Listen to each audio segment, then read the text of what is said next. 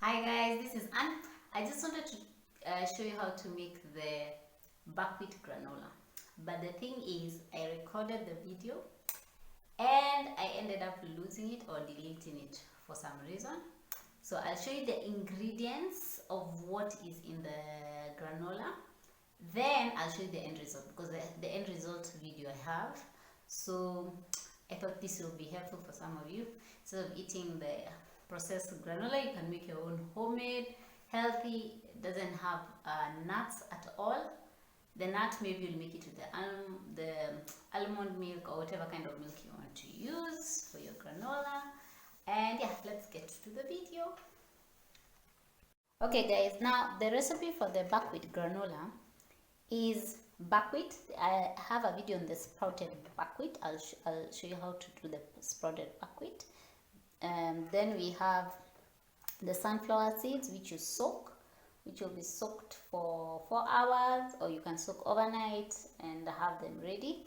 Then we'll have the pumpkin seeds, then the raisins, the date paste. I've just put dates here, and when you're making date paste, you always have to make sure that you remove the pit.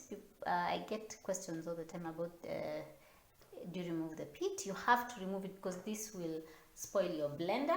Then we have some salt and we have some cinnamon, and obviously you're going to get lemon juice and some apples. So the way this will work, I'll put the ingredients below and the exact measurements in which you'll need. So the first thing you'll do, you take your sprouted buckwheat together with the sunflower seeds and the pumpkin seeds. These ones will be soaked, so be kind of on the wet side, which will have soaked for 30 minutes. And then this will be the sprouted kind. Right now these are not sprouted, so you'll use the sprouted kind. So this will be 2 cups of buckwheat, half a cup of pumpkin seed, half a cup of sunflower seed. I've said the reverse, sunflower seed, but this is half a cup of the pumpkin seed, half a cup of the sunflower seeds. So you'll just put them in the food processor. You pulse them up or grind them up just a little, not to be complete mush. You just leave some of them chunky, so it's up to you. Then you're going to have a cup of raisins, then the date paste. I'll put a link on how to do the date paste, obviously without the pits. I didn't mention it because I thought it was obvious, which is not. So you remove the pit. This is going to spoil your blender, whatever kind, even though it's a high-speed blender, any kind of blender will mess it up. So after you've pulsed all those, the buckwheat, the sunflower seeds and the pumpkin seeds, you pulse them in the food processor so that they are a little bit chunky. You don't want just to see all seeds, you want it a little bit. You see some seeds and its chunkiness. Then after you put all that in a container, you'll put this raisins, and then you'll chop the apples. You chop them all up. Then you'll put the lemon juice together with the cinnamon and the salt. You just put everything all together after you've chunked these ones all together. You chop these ones into small pieces according to how you'd like them. Then when you put all of that all together, make sure the date paste is the last thing you put. After you put everything else, the date paste last. So the date paste is what blends everything up. Then you'll put them in the dehydrator for 10 to 12 hours. You can put it longer if you want them hard, very, very hard. If it's just slightly on the soft side, then that's fine. Then I'll show you how they look right now.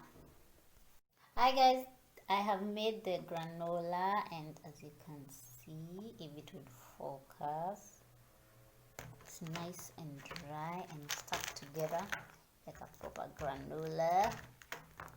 Just put it into pieces, and I already tasted it and it is amazing.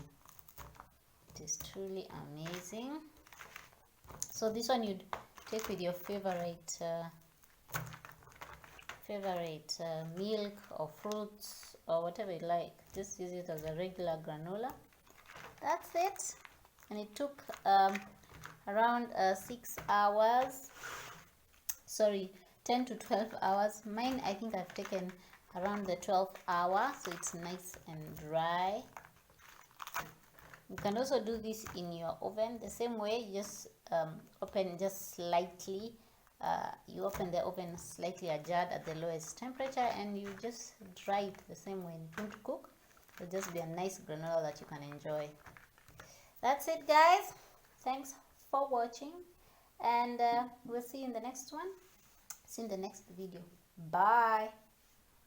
Okay, guys, this is my granola. I cut them into small pieces and put them in an airtight jar. Mine, I dried them a little bit more because you can also use them as like a snack. What do you call them? Snack bars, energy bars. You can also use them as that, according to me. Yeah.